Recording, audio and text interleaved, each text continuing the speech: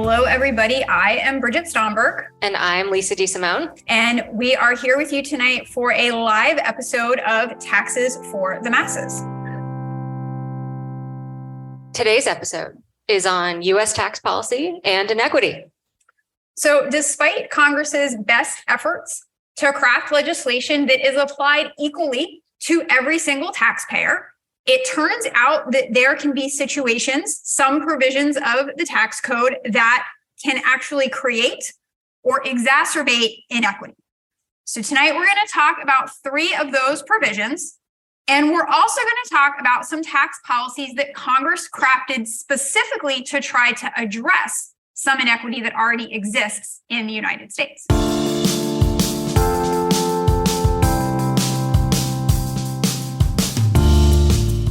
Hello over there, Lisa. Hello, B. So I don't know how you're feeling. I'm feeling pretty good. Okay. All right, good. I'm feeling really excited to be here with all of you tonight, all of you bright students, to talk about taxes and to have our first ever live podcast. I'm super excited about the live part of this and to be in a room with such amazing minds of the future who are drawn here clearly by our celebrity power and their fandom of our podcast and not at all having anything to do with extra credit.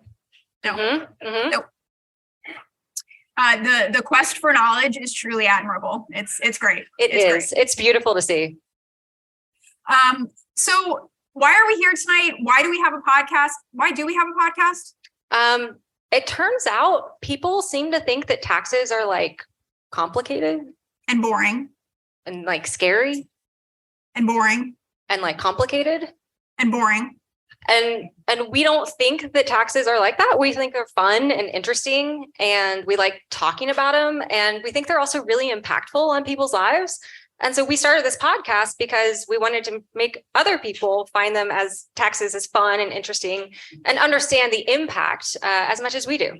100%. So whether you like it or not, whether you even are aware of it or not, taxes affect pretty much things that we do on almost a daily basis. And it's important to understand those effects. They're also everywhere. They're everywhere.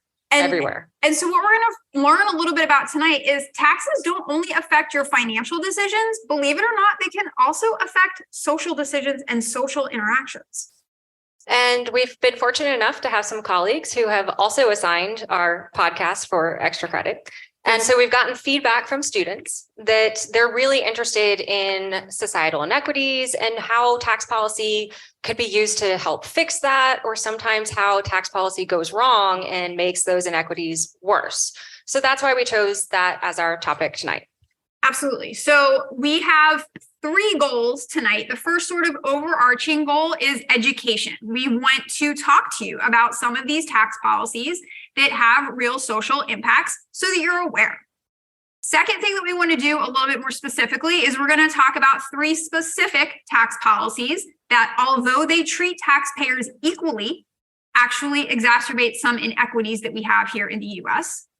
And then third, because we want to end on a little bit more of an optimistic note, we're going to talk about some tax policies that Congress crafted specifically to try to help mitigate some inequalities that we have in the US related to race, gender, or socioeconomic status. So with that in mind, Lisa's going to kick it off. One thing that we have learned in our year of podcasting is that it's really important early on to make sure that everyone's on the same page. So the question I have for you is, yes, ma'am. Talk to us a little bit about why we even have taxes. Why do we have to go through the process to create tax policy? So that you and I could have a podcast. Yes, correct. Okay. Thank you, Congress.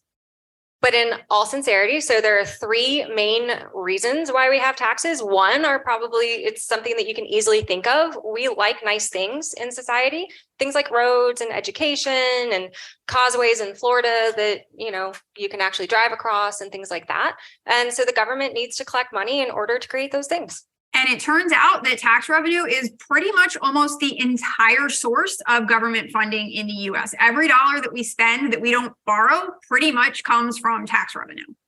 Okay. Second goal of taxes is to redistribute wealth. And you could think of plenty of examples from history where that redistribution went from those that didn't have a whole lot to those that had everything. So that's what we call regressive tax policy. We live in a society now that is progressive. So we generally take from those that have more to give and help create a social safety net for those that have less. Things like unemployment insurance, Social Security for retirement savings, Medicare for healthcare, things like that. So that's why there's a third reason. There is. Let's do the third reason. And then I'll move on. Yes. Okay. And she loves lists. So yeah. All right. So the third reason is to actually shape behavior. That could be creating an incentive to do something, or it could disincentivize something by imposing a higher cost on it. So those are the three reasons for taxes. But tell us what makes a good tax policy, good in quoting marks here, right? How could we evaluate it? It's a really fair point because we're trying to educate tonight, and all of you are, or many of you are probably 18 or will be 18 soon. You can be voters. And one of the things that we get to vote for in this country are the people who make our tax policy. And so we want to be able to evaluate tax policy and decide for ourselves if we think it's good or not. So it turns out that the American Institute of Certified Public Accountants has a list of 10 elements of a good tax policy. We're going to focus on 3 of them tonight. The first is that if a tax policy is going to be good, if it's going to be effective, it should be neutral. And what we mean by that is that it should have a minimal effect on the decisions that we make as taxpayers. Did you have a question? I do have a question. Okay. I kind of just said that we were distorting behavior. You did. Uh-huh. Okay. Right. Yes. All right. So we're not at odds here. So it turns out that sometimes Congress wants to use the tax code to get us to do things that are in our best interest as a society, either because it might help stimulate the economy, or it might get rid of some negative externality that we're trying to eliminate. Like pollution. So we just passed a big tax act, the Inflation Reduction Act. It's got tons of incentives in there directed at both businesses and individuals, trying to push people towards clean energy because that is an intentional behavior that Congress wants us to undertake. When we say neutral, what it means is that we don't want taxes to cause us to make a certain decision that we otherwise wouldn't have made. So let's say, for example, Lisa, that you wanted to start a podcast. I do. And you thought it was going to make you a millionaire. It's not. Okay. You might want to form it as a business. Agreed. Okay. And you have choices. You could have organized yourself as a partnership. You could have organized yourself as a C corporation. What we don't want is taxes to unduly influence your choice about how to run your business. That makes sense. Okay. Thank you. So you can proceed. Thank you. We want taxes to be sufficiently neutral that we do things primarily for non-tax reasons. That's what we mean by neutrality. The other thing that we want is we want equity. And it turns out that we want equity in 2 ways because we're really greedy. We want horizontal equity, which means if we've got 2 taxpayers who are in roughly the same economic situation, we want them paying about the same amount of tax. And then, like Lisa mentioned, we also want vertical equity because we live in a progressive tax system, which means that we want people who make more to pay more tax. So those are the 3 elements of a good tax system that we are going to be focusing on today. Turns out, though, that crafting a good tax policy, even looking at just those 3 out of the 10 elements of a good tax policy, it's really hard. There's a lot of things that you're trying to optimize on, and it can be really difficult. Maybe you fix one thing over here, but that pops up another issue over here along one of those other dimensions. So perfection is nearly impossible.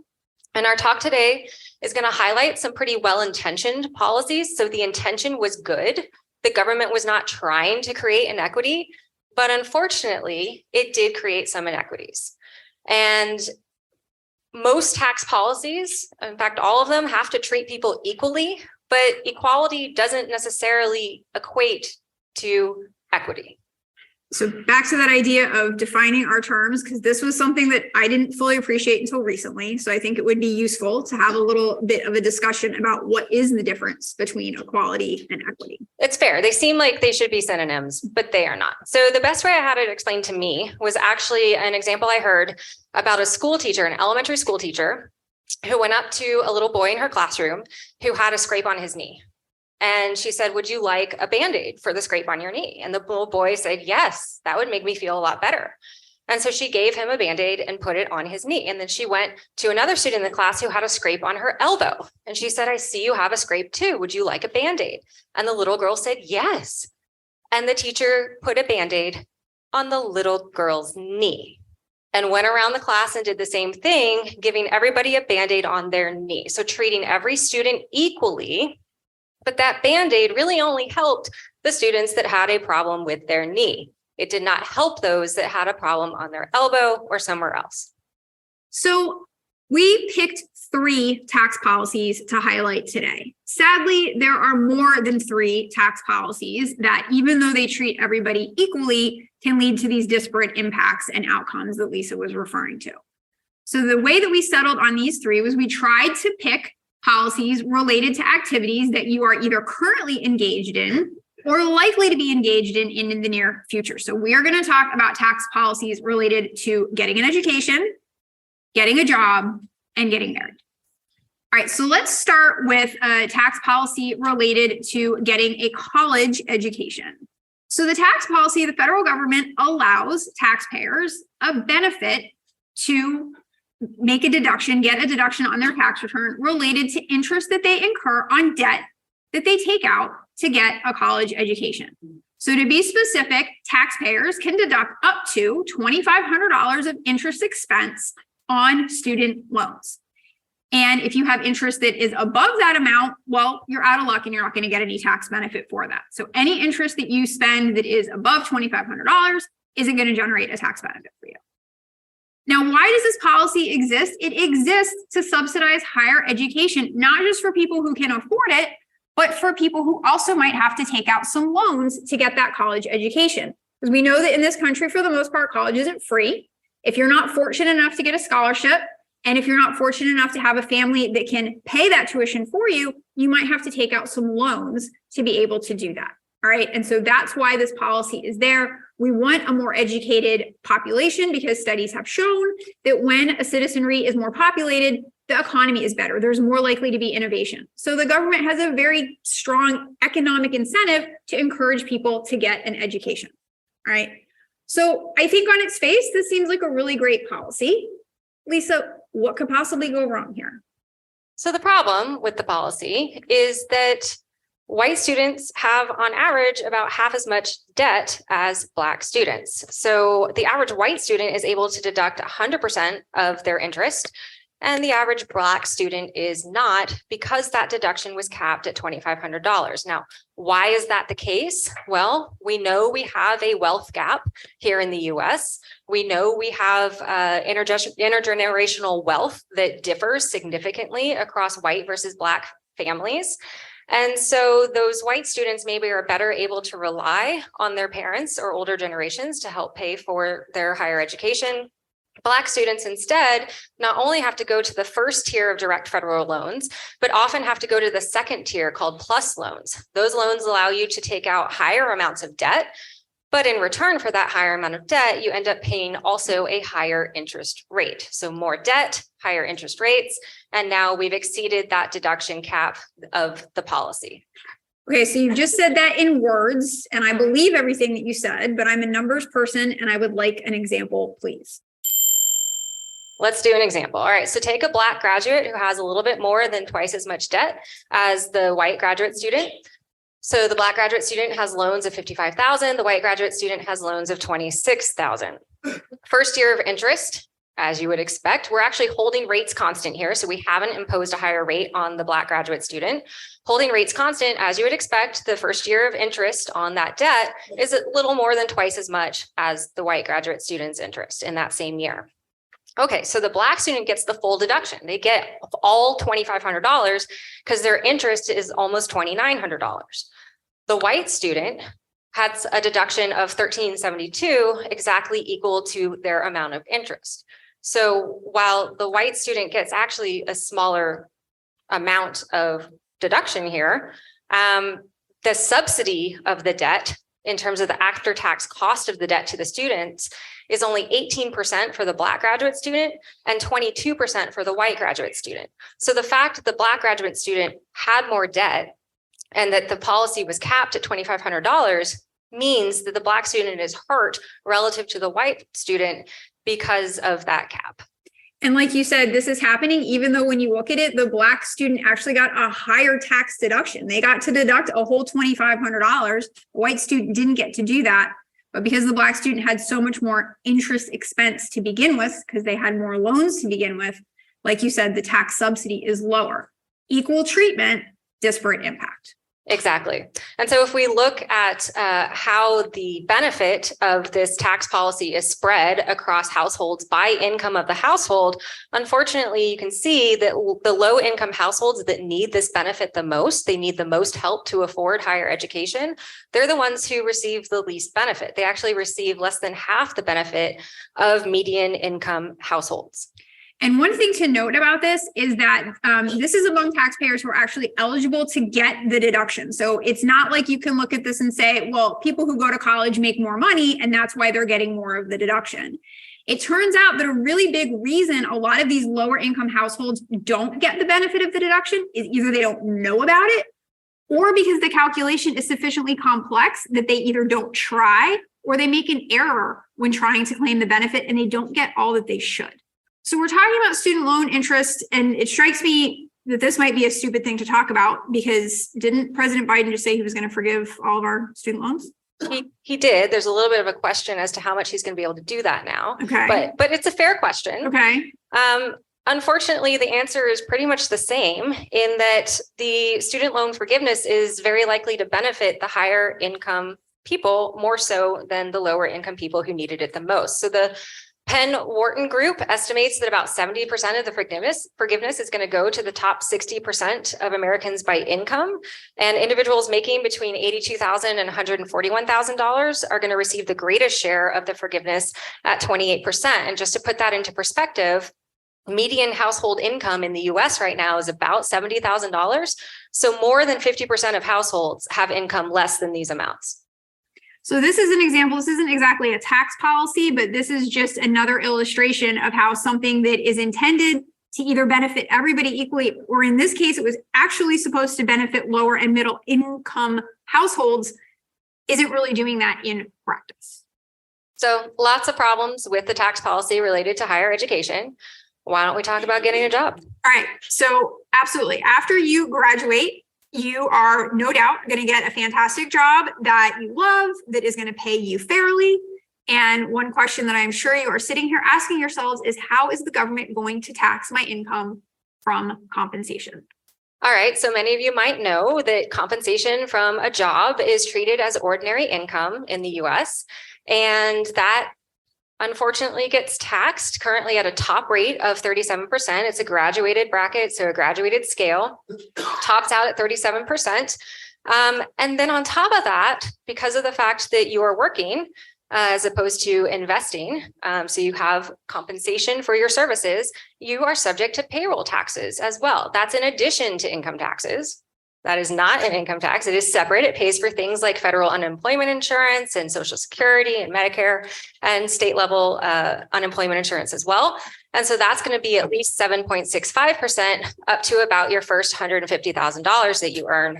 And that starts adding up. There are lower rates on investment income, but traditionally economists have been pretty loath to tax investment income at these high rates because they didn't want to disincentivize investment.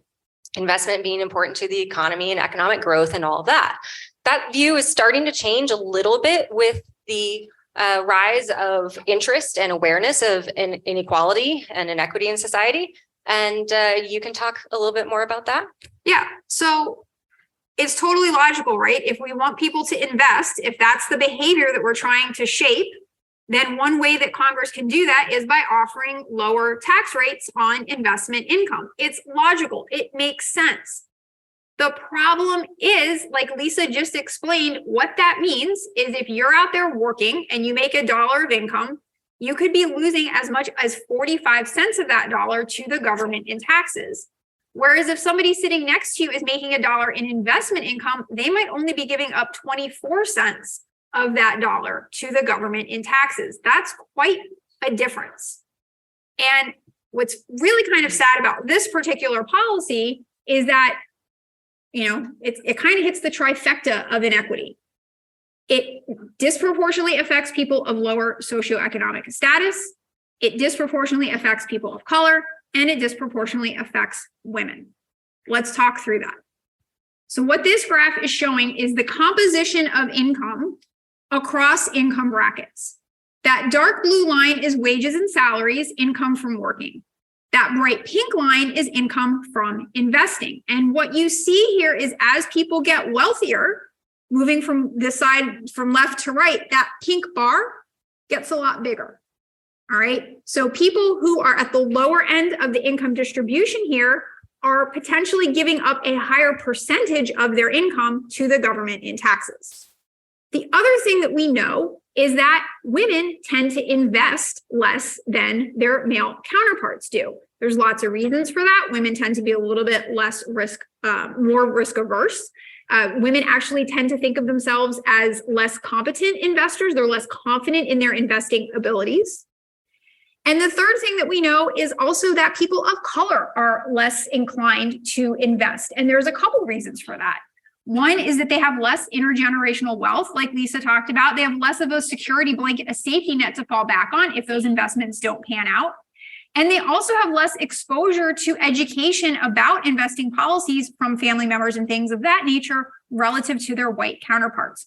So this idea that we're going to tax wage income and investment income differently can hurt people from lower socioeconomic status, women, and people of color. And you don't have to just take my word for it. Other people, smarter than I am, have pointed this out before and highlighted the fact that it really kind of is unfair. So do we know who this is here? Out loud. Anybody, all of you, Warren Buffett. All right.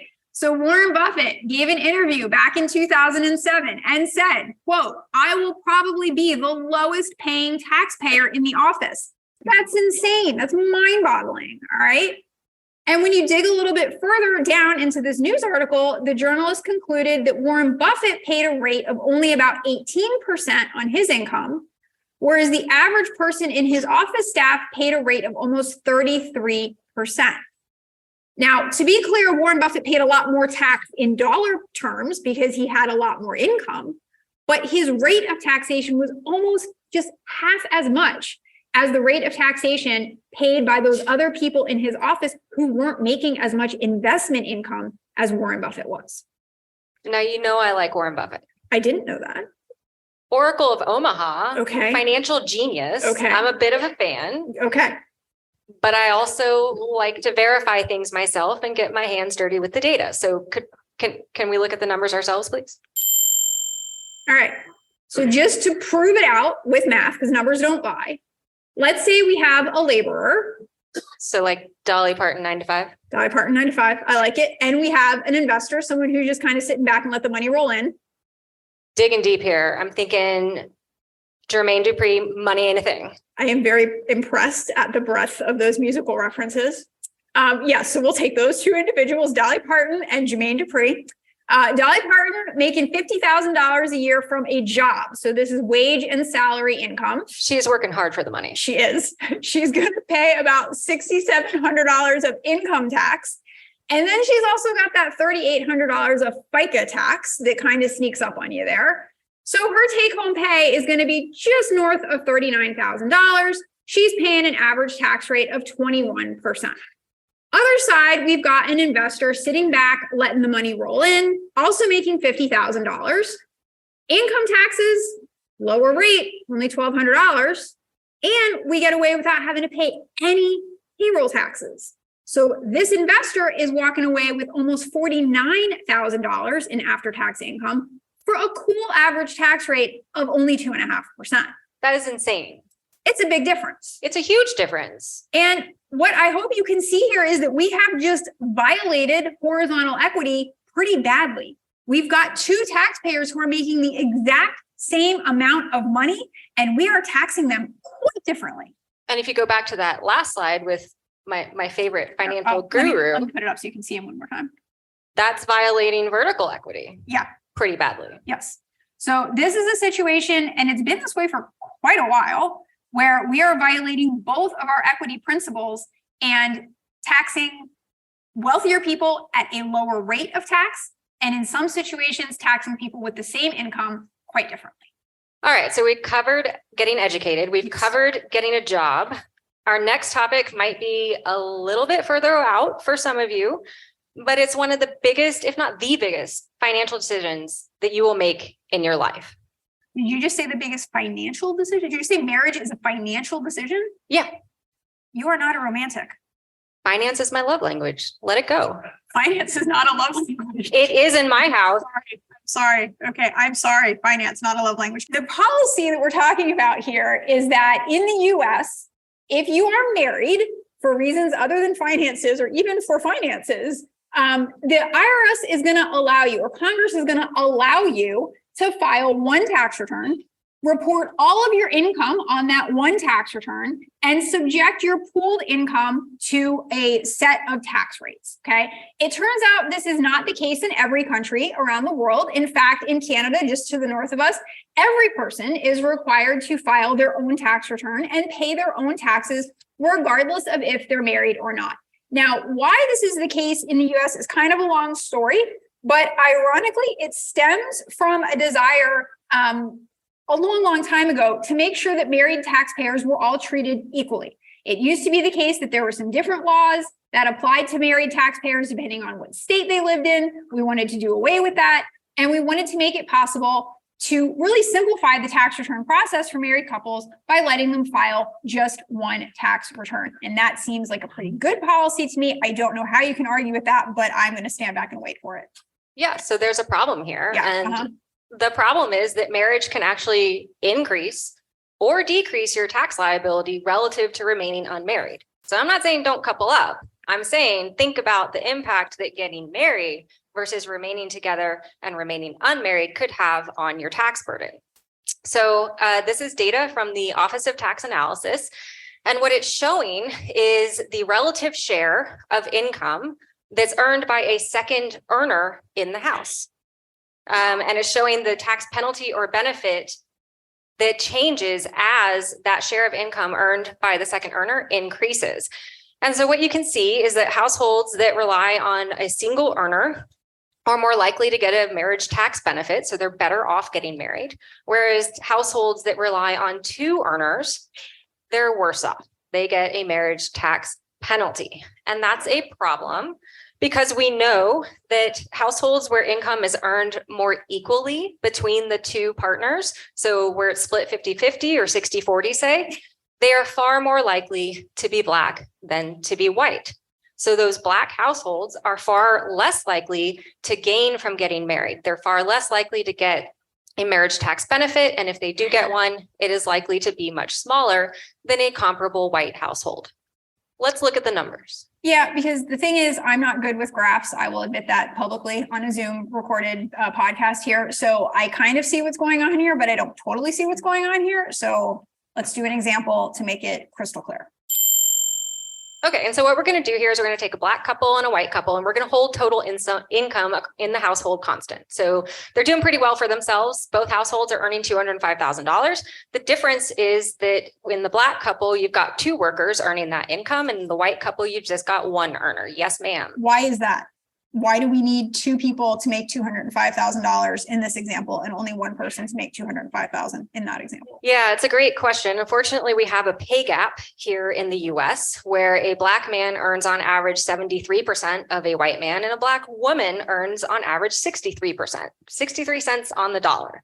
So it takes them, two earners, to get to the same amount of income that one white person might be able to earn. And that pay gap is not just isolated to Black individuals. It's going to be any non-white individual. It's even going to be white women, right? So two female couple here is going to have a pay gap relative to a white man and a white woman. Okay, so we've held income constant. We have equality here. Their federal taxes due when they get married is the same because they have the same level of income. So they're equally treated. The problem is if you compare that to what they would pay if they remained unmarried, the savings, the marriage tax benefit to the Black couple is only about $2,500, but the marriage tax benefit to the white couple is over $13,000. So that white couple saves about $11,000 more from getting married than the Black couple. And that adds up. So if you take that $11,000 and they're smart with it and they put it in investments over the course of a 30-year career, and let's assume an rate of return of 6%, which is relatively low by historical standards, but go with me on this. That white couple ends up about $1 million richer than the Black couple. That's a lot of money. It's a big difference. It's a huge difference. And now what we've done is we've violated that neutrality principle because we have let taxes affect the decision of whether or not we should get married. And we've affected it differently based on the race or the income composition of those two couples. Now, while we have presented this scenario here talking about a marriage benefit, what that means is that the flip side of that is that there is actually a penalty in the US right now for being single. And it turns out that if you look at the data carefully enough, there are also some racial differences there as well. White couples are more likely to get married earlier on in their lives than couples that have at least one member who is a person of color. So what that means is they're delaying their ability to start reaping this marriage tax benefit and invest it in a way that Lisa talked about that can start compounding and adding to their wealth. And that's just one problem with getting married. It's the only problem with getting married. It's the only one we'll talk about today, but. All right, so now we're going to switch gears a little bit, try to liven it up a little bit, get focused on some optimistic things. And we're going to talk about some tax policies where Congress or somebody, some lobbyist group, some legislative aid identified an inequity that exists in society and said, hey, maybe this is a situation where we can use tax policy for good. We can use tax policy to shape behavior in a way that might actually allow us to mitigate, reduce that inequity that exists. So the first three policies that we're going to talk about are business tax incentives. And the very first one is something that we refer to as the Work Opportunity Tax Credit, or the WOTC. So the problem is that there are individuals in the United States who have more difficulty getting a job than other people. Groups of these individuals include ex-felons, welfare recipients, and disabled veterans. So what Congress did about 40 years ago was create a tax incentive to give to employers who hire workers from these historically disadvantaged groups. Businesses can actually get a tax credit, which is a dollar for dollar reduction in their taxes as a percentage of the salary that they pay to workers that they hire from these disadvantaged groups.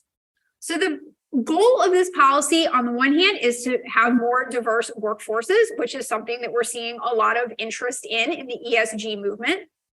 It also helps provide access to good jobs for people who otherwise maybe wouldn't have the ability to do that. And having a job is important, not just for financial reasons, but there's also been extensive work to show that having a job facilitates a lot of other skills that are just good for life, like being organized. I like being organized. Getting along with people.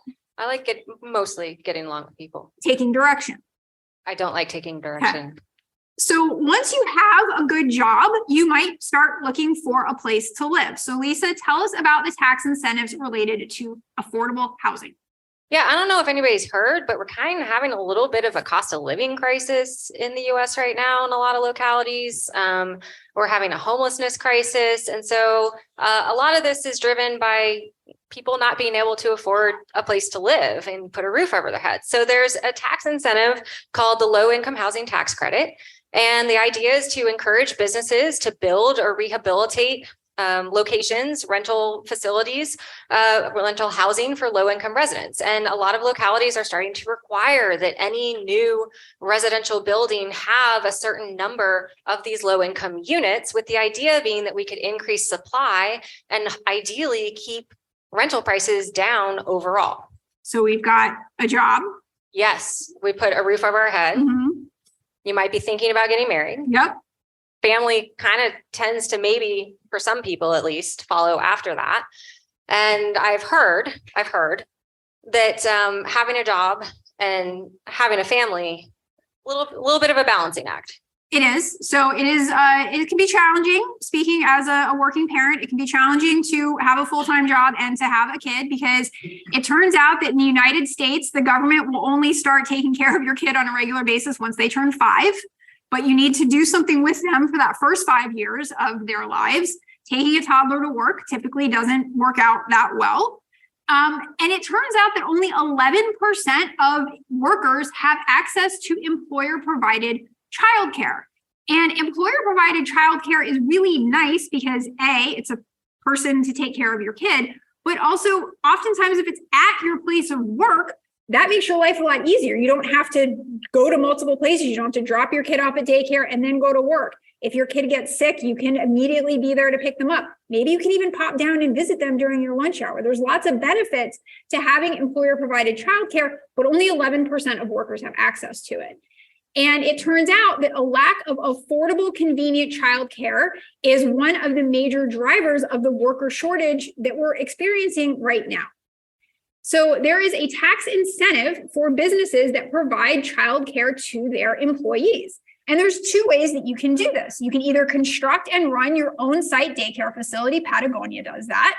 If you don't want to do that, maybe because it's too costly or there's too much liability, you can also outsource it and have a third-party daycare provider offer childcare to your workers. Either way, this is great because studies have shown that when there is employer-provided childcare specifically, you tend to see more women in management positions at those companies and greater employee loyalty. This is a good thing all around. But this benefits the business. It does, and this is a nice tax incentive. Mm-hmm. It's a great perk, but spoiler alert, kids are expensive. And so I would like to know, is there any direct tax benefit to me as a parent for having one of these expensive little things? Yes, there is. Okay. It will not compensate you for having the expensive little thing, but it helps. So a lot of times couples have to choose between having two earners and paying for childcare or having one earner and one person stay home. And so to help with mitigate that trade-off, basically, there is a child tax credit. So there's a credit for every child that you have. And then it actually starts phasing out as you earn more and you're more capable of paying for that by yourself without government support. So that's getting back to our our vertical equity. Yes. And it can be expanded in times of need. We learned this during COVID. So they increased the amounts of the payments. They actually made the payments more regularly during the year, monthly payments, instead of waiting for your tax return to get this credit. And time again, studies have shown that this policy pulls children out of poverty. So pretty good policy. Excellent policy. With bipartisan support. Yes. So these are some things that the government has tried to do to resolve inequities. I think some of us here in this room might be wondering, what can we do? Well, we have an answer for that. So first thing, you're already taking a step towards. So you've checked that box, you can pat yourselves on your back. You're here tonight educating yourselves about taxes and socially beneficial tax policies. And then our request would be that you continue to learn about policies like this, because we've only highlighted a few, and that you also continue to educate those around you, your friends and family. And most importantly, related to you being here as business students, for those of you who aspire to become tax consultants, or just for those of you who want to be business consultants in general, knowing of these opportunities that exist can be very beneficial to your clients and to the companies that you work for. So let's say you work for a company or you have a client who would love to do something related to employer-provided childcare, but they think it's too expensive. Well, the whole point of these tax incentives is to lower the cost of those things to the company so they're more likely to do it.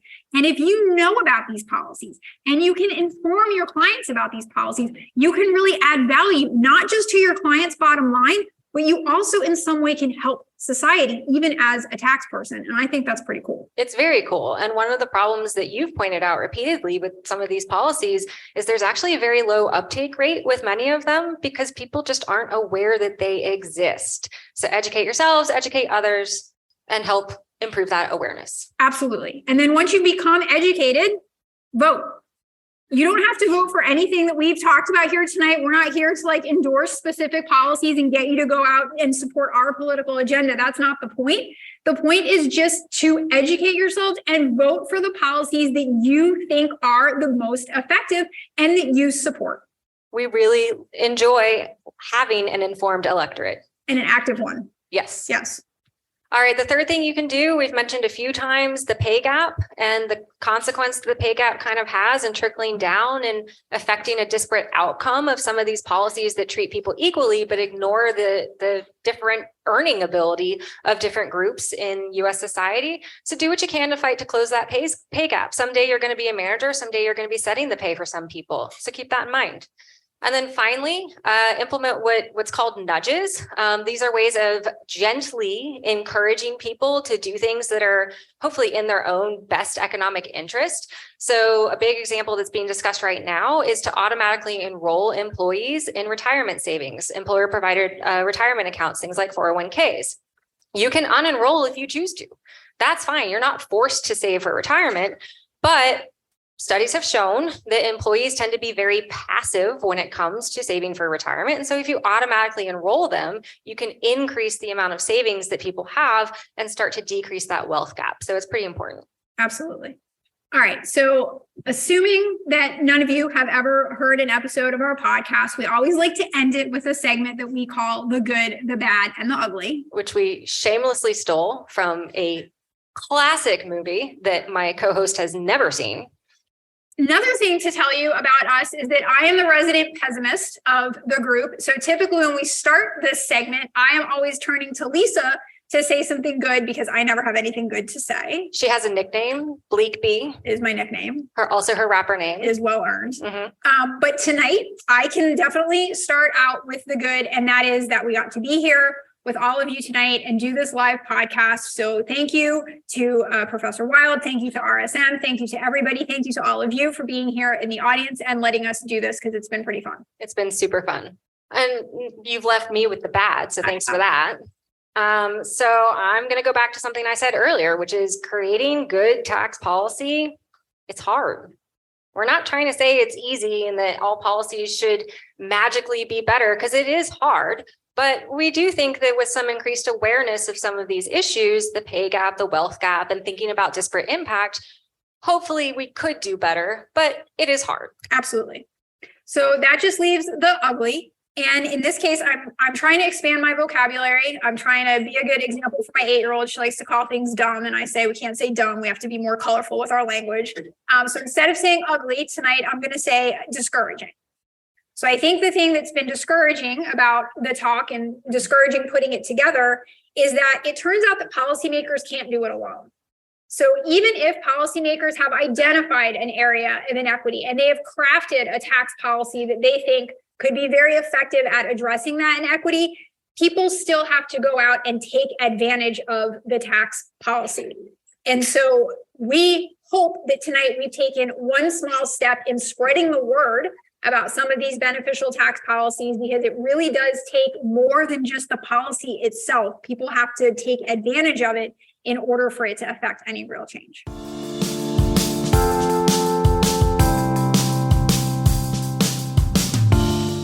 And that's all we have time for tonight. So if you are so inclined, please join us for more tax nerdery on future episodes of Taxes for the Masses. And go Hawkeyes.